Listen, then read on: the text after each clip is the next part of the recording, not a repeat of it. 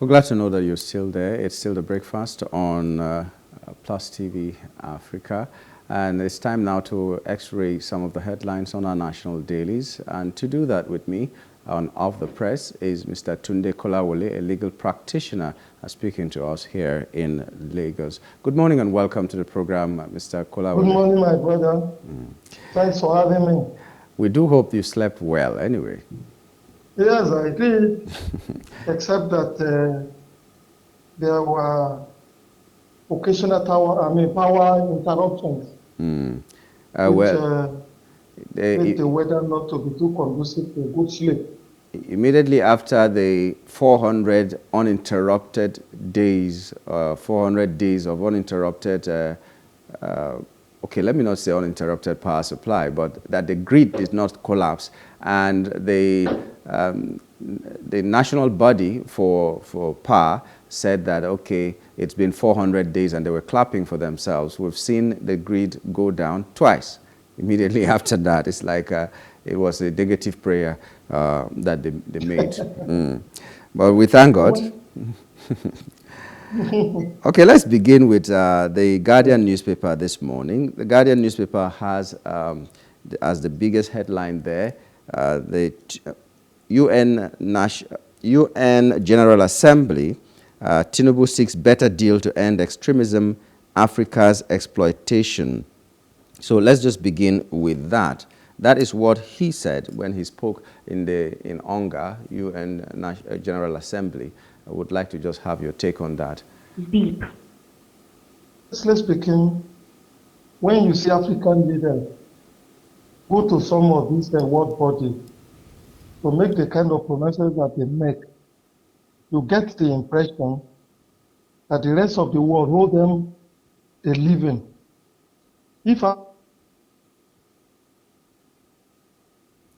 Okay, we seem to have lost the audio of Tunde Kolawole there, a legal practitioner who is trying to help us x-ray some of these headlines. But on the Guardian newspaper, let me just take some of the headlines that are there so that maybe you grab a copy and read. And whenever Tunde is able to rejoin us, we'll continue to talk on these topics that are on the newspaper. So the Guardian newspaper this morning, like I said, UN General Assembly, Tinubu seeks better deal to end extremism, Africa's exploitation. That's the headline, the boldest headline there. There's also angry Oyo APC members pelt Ganduje and entourage with sachet water. So the national chairman. Family demands incident report, repatriation of passengers that died aboard Egypt Air. Mobad demands for justice heighten. DSS joins probe as youths protests. All eyes on the judiciary. Subtle harassment or political reawakening? That's a question that is being asked there. You can read it on page 4 of The Guardian. 12-year-old, okay, Atiku approaches Supreme Court to void PEPC's judgment on presidential poll. That is on page number 3 on The Guardian.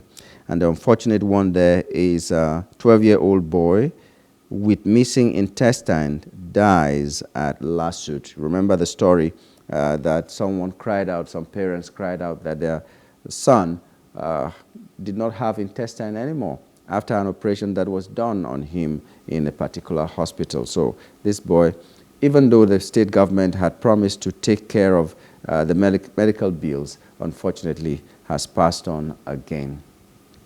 We'll take the headlines from The Punch also while we still await Tunde's return.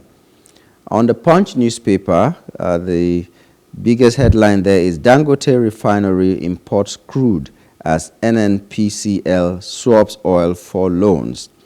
Dangote, the writers are Dangote expects crude from NNPCL November, begins operations October.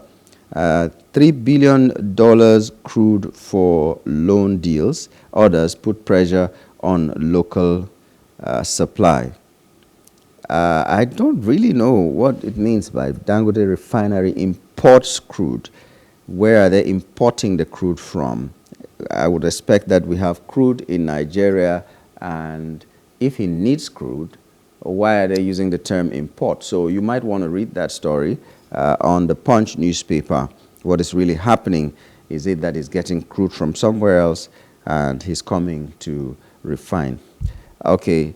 I understand Tunde is back. He has rejoined us. Tunde, yes. good. Thank you. Yes. Sorry, we lost your audio for a moment there. So you were trying to comment on the fact that Tinubu went to the United Nations General Assembly and he was seeking for a better deal to end extremism and Africa's exploitation. Yes, exactly. So as I was saying that most times when you see African leaders go to some of these international bodies to make the kind of pronouncement that the Nigerian president is said to have made, we begin to wonder whether the rest of the world, all African and the black race, is living. And I take my cue from what happened during the slave trade. You and I will remember that without the cooperation of the African chiefs, of the African leaders, it would not have been possible to take Africa into slavery the way they were massively taken. Also, the extremism and exploitation that Mr. President is talking about, who is to blame for it? Of course, African leaders are to blame. Take Nigeria, for example. We have left millions of children to roam the street without access to education. We are watching on a daily basis how African youths are risking their life, joining or taking rickety boats to migrate or to emigrate to Europe and the other parts of the world where living conditions are far much better. If we have been able to provide education for our people, if we have been able to provide jobs, those two calamities that I have mentioned, children not in school, and then viable, energetic, well-educated youth taking rickety boats to Europe just because life at home is no longer conducive for living. We wouldn't be in this kind of dilemma. Rather, it's the African leaders that we should do soul searching and then begin to turn things around. The world does not hold Africans, the black race, a living. They have their own responsibility. And I want to say this, and I will appreciate it if people listen to us who write this down. Africa and part of the Middle East risk being recolonized by the Caucasian race, the way things are going. Because even yesterday, it is said that more than 10,000 Africans and some Mara from the Middle East are already in Lampedusa, what do they call it, in Italy. And that's almost on a daily basis, 800 illegal immigrants are flooding Europe. By the time Europeans get fed up with this phenomenon and they're unable to stop the gate, the next thing will be to recolonize Africa and try to institute in there a governance that will be able to make the people sit at home without going to Europe to overrun facilities and then kind of destroy the population configuration of Europe the way it is going. Because what will likely happen if that massive migration is not stopped, then it will affect the population configuration of Europe. And I'm not too sure that the Caucasian race will sit by and allow that to continue forever. Okay, clearly the chairman of the national chairman of the APC went to Oyo, and the story here is that angry Oyo APC members pelt Ganduje and his entourage with sachet water. That's still on the Guardian newspaper, so I don't know. That's true. Yes. Well, the Oyo APC has been simmering for a long time now, right from before the last general election. The belief of most of the APC members in Oyo State is that their party was sold to the PDP or to Governor Seyi Makinde at their own detriment. They never see any reason why they should not be able to win Oyo State if the party had not been told by the leaders of the party at the federal level. Secondly, when ministers are going to be appointed, the minister that was chosen from Oyo State was picked, I think, from, is it a Accord Party or Social Democratic Party, in passing of, I've forgotten his name now, but he is not a member of the AP. He left the APC when he couldn't win the governorship ticket. And then contested on the platform, I think the SDP or Accord Party. So I suspect that this is the thing that is fueling the crisis in the APC in Oyo State. There is a crisis of confidence between the rank and file members of the party and then the party leadership, both at the state and at the federal level. Honestly, the belief is that if they had invested their resources, energy, and time during the party, they deserve to be better treated. Let's hope that they will put their house in order and get back on track. I will not want to see a one-party state in Nigeria. It will be too dangerous, not just for development, but for the well-being, welfare, and the rights of the average Nigerian person. Okay, still on politics, Atiku approaches Supreme Court to void PEPC's judgment on presidential poll. I understand also that the presidential candidate of the Labour Party and the party itself also have headed to the Supreme Court. So I'd like your comment on what's happening. Well, I am a stickler for the rule of law. I am a stickler for the rule of law. Anybody who feels embittered or who has grievances or agrees with the election or any other matter for that matter should be encouraged to approach the court to seek redress instead of engaging in a self-help. So if the PDP presidential candidate in person of Alhaji Atiku Abubakar or the Labour Party candidate in person of Mr. Obi wants to seek further redress at the Supreme Court, I think we should not discourage, we shouldn't discourage them. But from my reading of the judgment of the Supreme Court and then the evidence that these two candidates were able to put before the court, I doubt it whether their appeal is going to succeed. And I wouldn't blame them per se for the failure of their case, proving or turning, overturning an election of the magnitude that we have in Nigeria is a very, very Herculean task. We have about 774,000 polling booths all over the country. And if you are saying that the election was compromised, it was rigged, there were ballot snatching and stuffing and all that, you have to prove it in all the different 774,000 polling booths all over the country, one by one. This is difficult in view of the fact that you have just 180 days to do that. You must also remember, not all the political parties have the resources to put agents in all these different polling booths who will get the report for them, which they could have used to collate whatever malpractices they have alleged were carried out in those places. Furthermore, the courts are also human beings. I'm sorry to say this. Nigeria has spent billions of naira to conduct that election. If there is no,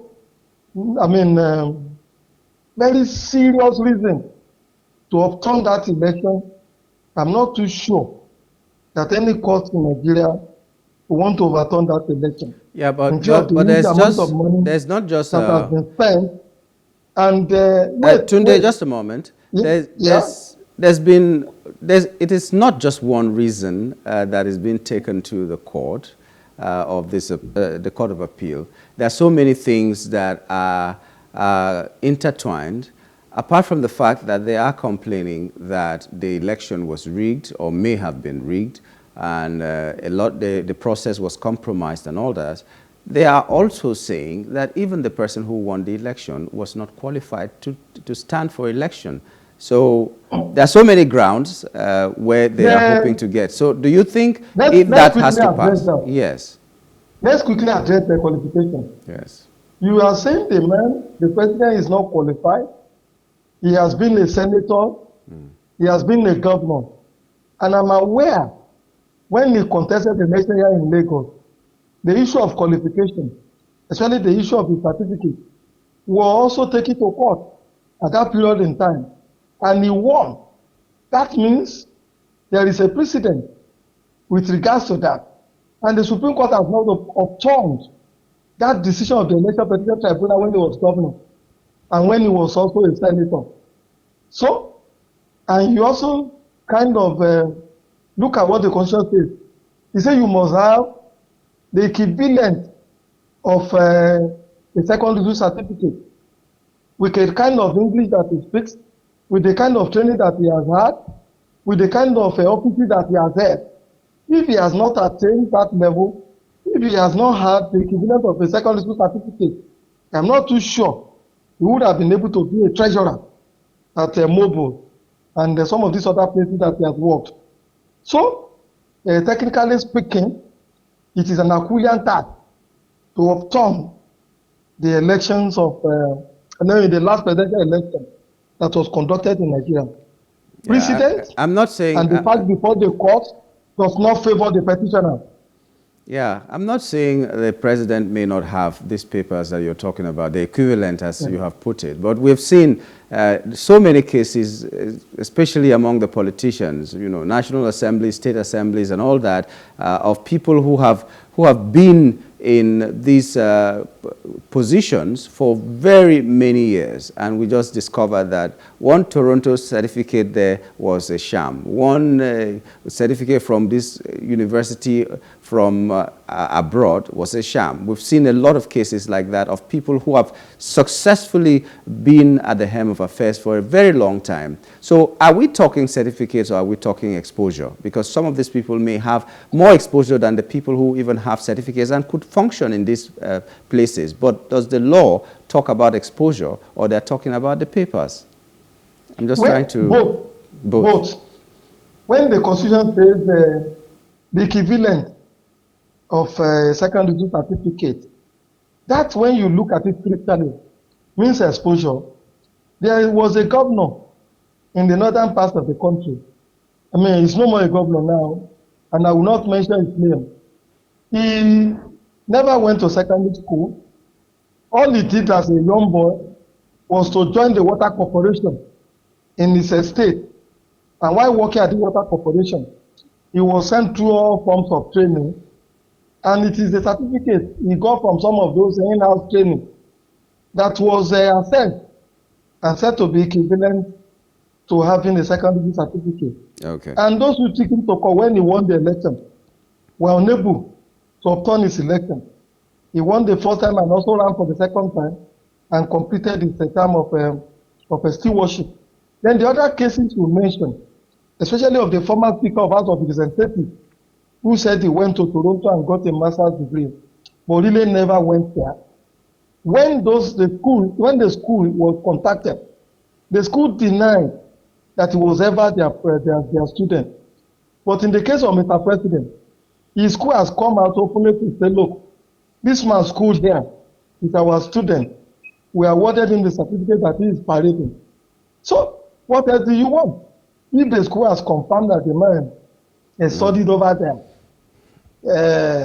going any further with that might be mere knocking one's head against the wall. I don't see any success route over there. Okay, let's just take your comment, the last one from The Guardian now. When we go to other newspapers, some of these headlines might be the same. So the last comment here on The Guardian is on Mohbad, the musician. I'm sure you have heard about it. Now, there's a call that the DSS should join in the probe and all that. As at this moment, I don't know if it happened last night, but the body that was supposed to be exhumed has not been exhumed, though there's that plan to exhume the body to do autopsy and all that. So, okay. Yeah, so I just got the information that it has been exhumed at this moment. Okay. An autopsy is going to be carried out. So let me just hear your comment on this. Anyway, the case of that young man is so unfortunate. My condolences to his family, to his friends, and to the Nigerian musical world. I have watched a lot of videos that he made while alive, and some that have been made by other persons with regards to him. And what I saw in that video is really, really unfortunate. With regards to the DSS, I am sorry to say, Nigerians shouldn't be dragging the DSS into all these things. When you look at the law establishing the DSS, the responsibilities of the DSS is clear-cut. They are only shadowing the responsibility of taking care of some passive state activities. Anything that is going to undermine the state, that is what they are starting the responsibility of managing. All this delving into the CBN, delving into a corona issue and all that is clearly beyond the mandate of the DSS.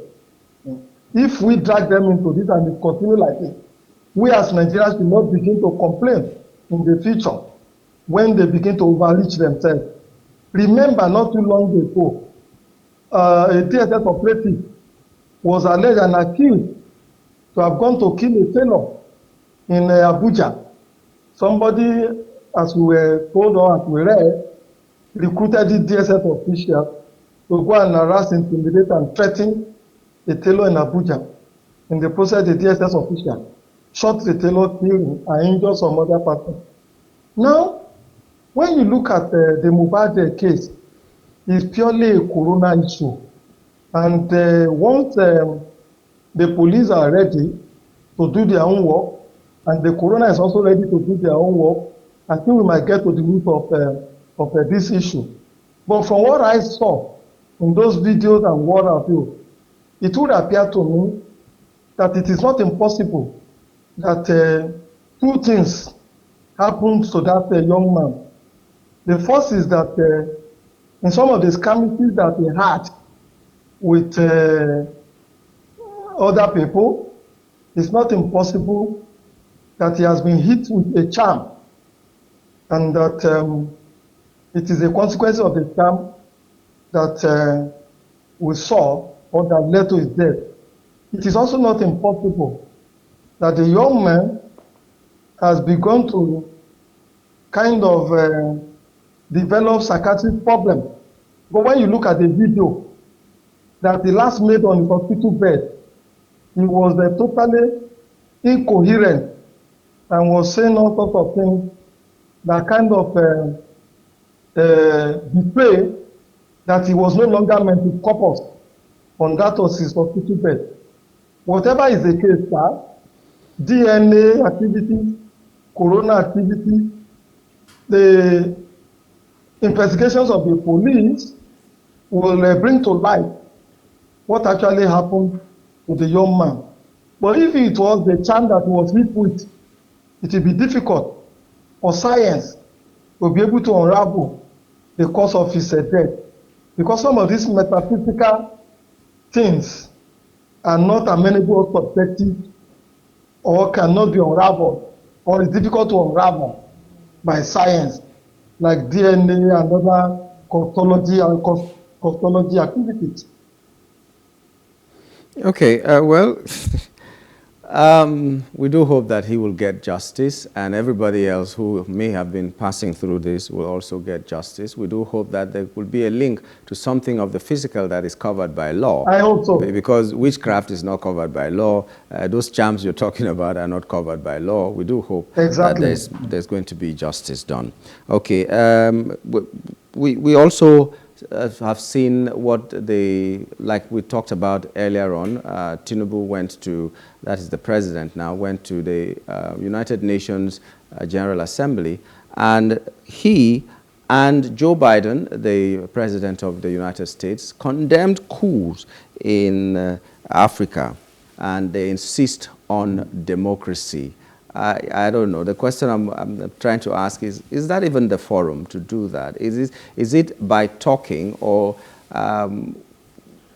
what's your take? Let me leave it in your hands. What's your take? Well, the president may have wanted to use that forum, and which is a very, very big forum, to draw the world attention to the activities of the African soldiers, to drag their societies back into the Stone Age with the view but to getting help. Tunde, a real question here is that, do we really have democracy in Africa? Well, not yet. Democracy is not a thing that is gotten overnight. Look at America. They have had their democracy for more than 400 years, but they are still tinkering with it. Who could have imagined that a Donald Trump will emerge from nowhere and try to upturn or stage a coup to upturn an election that was alleged to be free and fair? That tells us that even in those countries in which democracy appears to be perfect, or that it is doing well, there could still be one challenge or the other that will kind of subvert or undermine the democratic process. We don't have democracy in Nigeria or in Africa yet, but we are working towards it. But the truth of the matter is that democracy still remains the best form of government. And the worst democratic process is better than the greatest military rule that anyone can think about. Do you believe that? I do. I seriously do. Okay. We're talking about fundamental human rights now. Under the military, fundamental human rights is totally abjured. We also see some level of planning in most of these places now. Take, for example, Lagos. They say they have a master plan, and they are working diligently towards it. During the military, there were nothing like Child Rights Act. There were no serious law against rape. Planning in areas of transportation were not there. The military people just run governance or run the society in an episodic manner, in an ad hoc manner. They don't have a long view of history. If they have a long view of history, some of the things that the civilian administration are battling with now, they wouldn't be battling with it. When we had the money, we were invested in underground railway, we would have built more schools, we would have most of the research institutes comparable to what is obtainable in some other parts of the world. But the military are not trained or taught to do that. They are trained to take out people.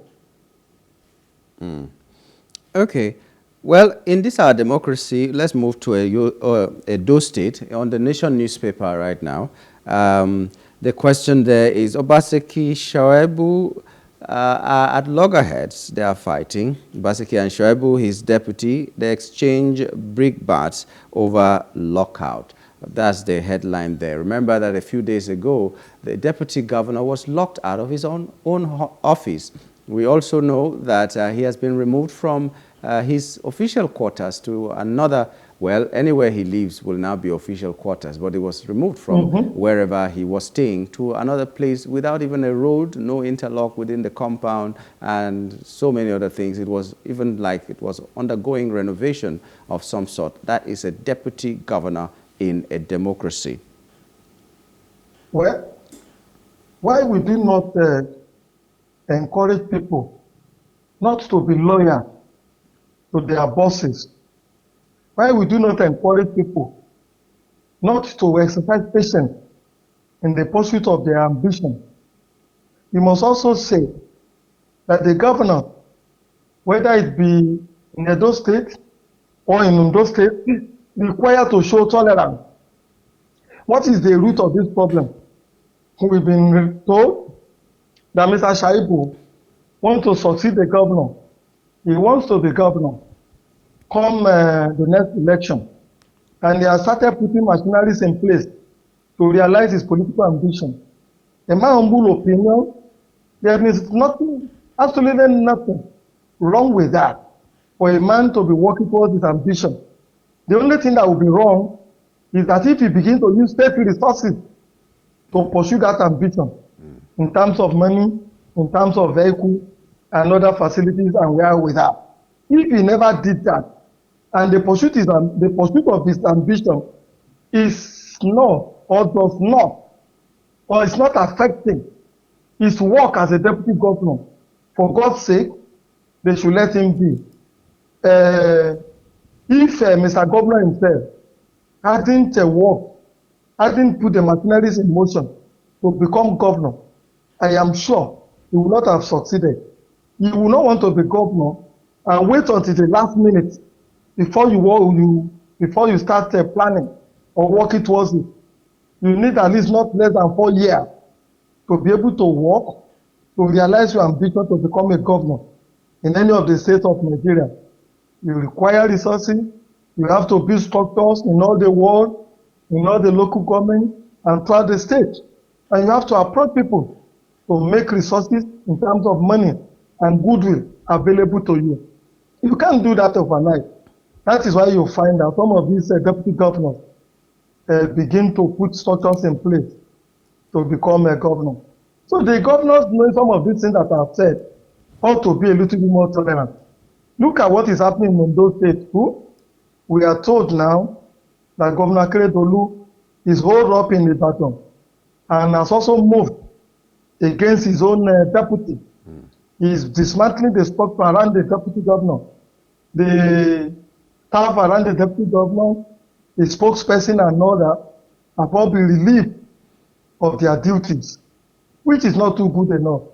And let me say this, that under our law, the governor does not have the power to begin to do the kind of thing that the governor in Edo State is doing, that the governor in Edo State is doing, that you begin to relieve your deputies of all the facilities and the wherewithal to be able to run or function as a deputy governor. It is self-help. If the governor in these two states feel that their deputies have committed any crime, what they require to do is to write their respective state of assemblies that their deputy have committed an infraction, and then the House of Assembly will put in place a machinery for the impeachment of those deputy governors. But without doing this, but merely relieving the deputy governor of the facilities and the wherewithal and paraphernalia of office around them is tantamount to self-help, in my own humble opinion. And the Nigerian law, Eastern Nigerian law, seriously frowns at that. Okay, well, I hope they resolve all these problems, and we'll move to some other things. Two headlines there on the Nation newspaper. National grid collapses for the second time in 1 week. And then under there, or the very last one there, headline there is government targets 20,000 megawatts in 3 years. So on the one hand, the grid is collapsing all the time. In 1 week, 2 times. You know that recently they said it has gone 400 days without collapsing. So they were clapping for themselves. Now it has collapsed 2 times in 1 week. And then they're targeting 20,000 megawatts. You know, the last time we spoke was it last Wednesday. I made a suggestion. I said, if I were Mr. President, I would just concentrate my energy on fixing power, maintaining the existing infrastructure, and then ensuring food security. And that if he's able to do that, history will be kind to him. Power is very, very crucial to the development of any society. If we don't find ways and means to fix the power sector, we will not be able to get it right in some of these other areas. Even common inflation, we will not be able to bring this down. Why do I say this? Look at the GSM service providers. Most of the places they have their bases, their antennas with which they reach to connect people and others. They power those places with generators. And those generators guzzle diesel, they guzzle petroleum. And the price of petroleum has gone up. The implication of this is that sooner than later, all the GSM service providers will also have to increase their tariffs. Yeah. And the consequences is that that will further fuel inflation. The president, instead of galvanizing all over the world, to sit at home and allow his deputy to be doing this subtle diplomacy that he is doing. Because in Nigeria, one of the challenges we have is that if you are not there to supervise the project yourself, if you leave it to just your ministers, your advisors and all that, you will not get any result. In fact, instead of the petroleum, the president should have put himself as the minister of power. If he had put himself as minister of power and decide to oversee this on a daily basis, I'm sure we'll begin to get results. The 20,000 megawatt they are talking about, in a period of 3 years and all that, in my humble opinion, it just doesn't make sense with me. Egypt was able to do more than that within the space of 1 year through a combination of wind energy, solar energy, water energy, nuclear energy, and some of these other ways and means of generating power. With the expertise that we have, with all the engineers we have in Nigeria, across board, all over the country, I think fixing of power is not beyond us. What the problem we have had is that of corruption and lack of a commitment and the lack of foresight on the part of a leader. If we are able to think out with some of these things that I've mentioned, I am sure this national grid collapse on a daily basis will become a thing of the past. We require to be disciplined with respect to generating and providing powers for ourselves. That discipline is totally lacking presently. Okay. There is this story on Nature News, the newspaper called Nature News, and it says Nigeria earns 193.59 billion naira from solid minerals. That's according to NATI. It's a story on page 10. And I'm just wondering, these solid minerals that have no kind of regulation, have no kind of, because the other day I saw on the news as well, the people who, miners in Nigeria, were complaining that state governments cannot stop them or say anything to them because they do not even give licenses to mining. So how do you stop someone from doing what you never, gave him the authority to do? It's like, you're telling me not to sleep in my house when you have no jurisdiction there. So I don't know. Can this problem of mining of solid minerals ever have a solution? Because we are seeing in some other states, only the states that are producing oil can be said to have some kind of regulation, regarding how that commodity is mined. But gold is there, uranium is there, every other thing is there, and everybody's just going in there and doing whatever they are doing. So now, even with that, we're earning 193.59 billion. You are right. Do you know that it's even possible for Nigeria to do better than the figure that you have mentioned?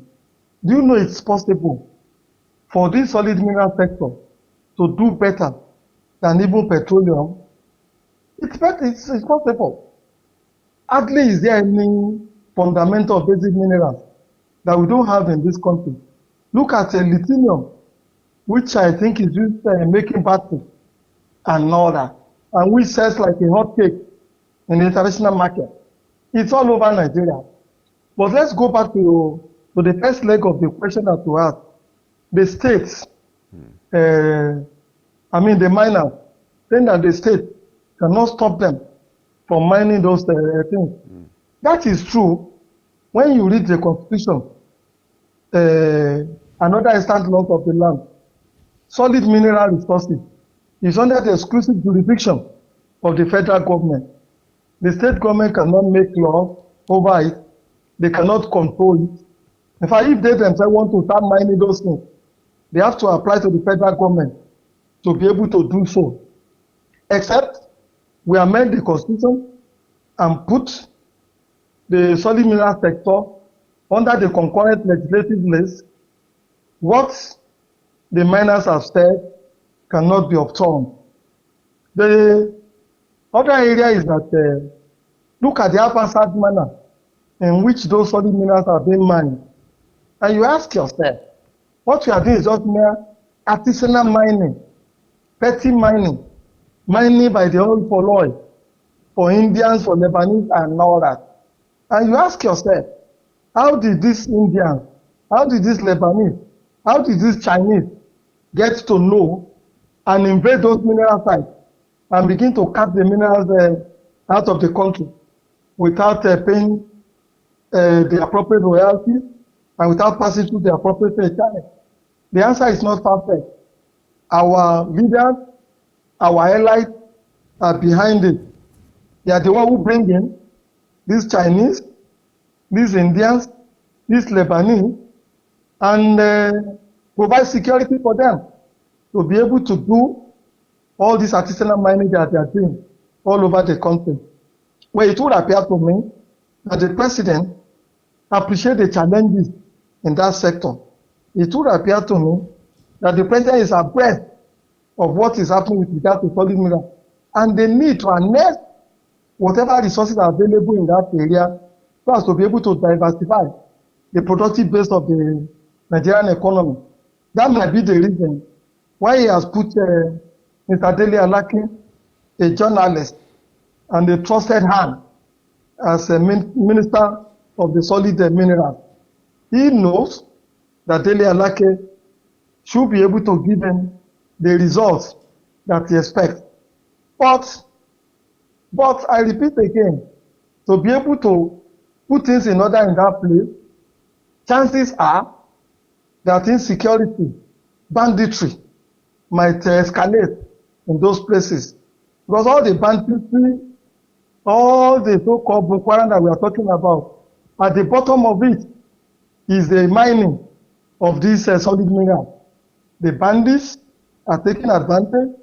They provide security for those who are doing the mining to be able to do their nefarious activities. So if you are going to take over that place, the possibilities are, or chances are, that there will be confrontation between the bandits, between the artisanal miners, between their sponsors, and also the Nigerian National Army. If you have Boko Haram in your hand already, you have kidnapping and all these other terrible, violent activities going all over the country, you require to do a lot of planning, because those who are doing the mining today, they're a government. They have become a government on their own. They are like the drug cartel in the Latin America, who have their own army, who have their own banking sector, who have their own engineers, who have access to all the important people in governance, and they pay for information that they could use to undermine the state. They will also even be prepared to engage in assassination and then to even overthrow any government that tries to stop the activities in that area. So we have a very serious challenge in our hands. Let's hope that Mr. President will be able to live up to this responsibility and that God will guide him, because the survival of the nation today will depend on petroleum resources, will depend on the solid minerals, and will depend on our ability and access to the countryside to be able to do farming so as to guarantee food security for our people. Well, you just mentioned farming and the security or the livelihood of our country tomorrow, depending on some things. But right now, there's also a news item. The Bayelsa rice farmers struggle amidst flood and pest threats. And then you know that up north, a lot of these places that plant rice and plant a lot of food for us to eat are likely flooded. Some are flooded, some are going to be flooded, and the federal government is just telling them to leave their ancestral lands to where it is safe. Now, it is safe for the people, but not safe for the crops, because you cannot carry your farm to wherever you're running to. So, food security next year, what do you think? Will we survive it? when you listen to people like Donald Trump, who has been arguing that there's nothing like climate change, you begin to wonder whether he lives in the moon. I don't know whether you are abreast of the fact that there was a massive flooding in Libya some few days ago. That entire neighborhood was swept into the Atlantic Ocean. More than 10,000 people are still unaccounted for. You also have flooding in some of these other countries of the world that washed away huge farmland on which there were plantations and all that. What this tells us is that climate change is real. Even look at the amount of rain that is falling in the northern part of the country in Nigeria today. In the past, when we were young, sometimes rain would fall up north only about 3 or 4 times in a year. But they are beginning to have floods in Abuja now. They are having in Jos, and even in places like Maiduguri, which used to be arid region. Well, with the farmers that we are asking to move, it takes us back to what we've been saying. We don't plan for calamities, we don't plan for the future. We are unable to anticipate some of the things that will happen with our environment.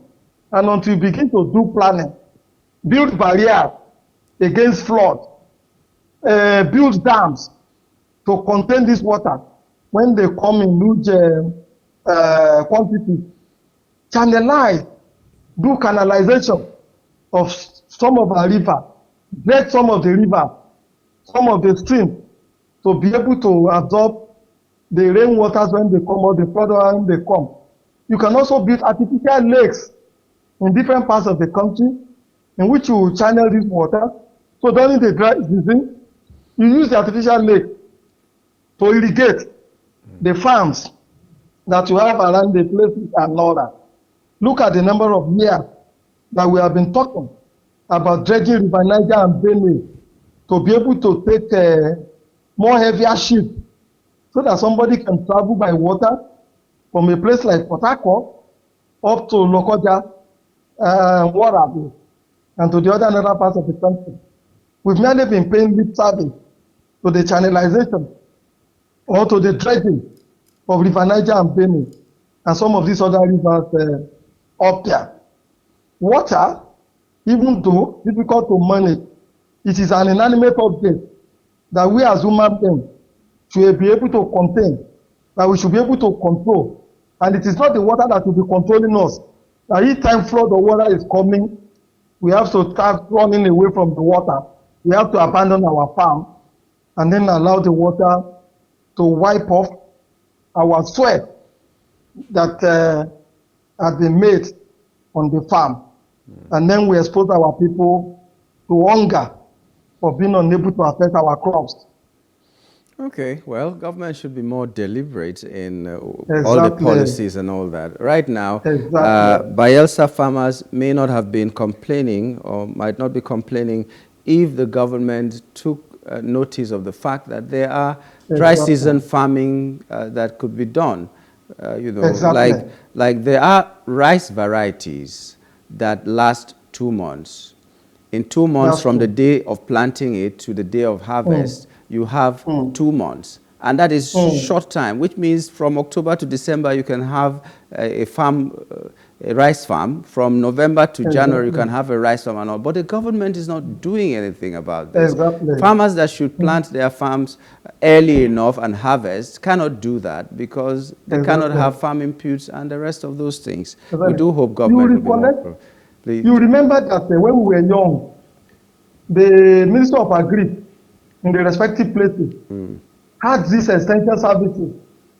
They also had at the local government level in which farmers in the different parts of the country are educated on best farming practices. They are given improved seedling. No more extension services now. Exactly. No, you cannot even see a tractor anywhere around. So except you are a big person.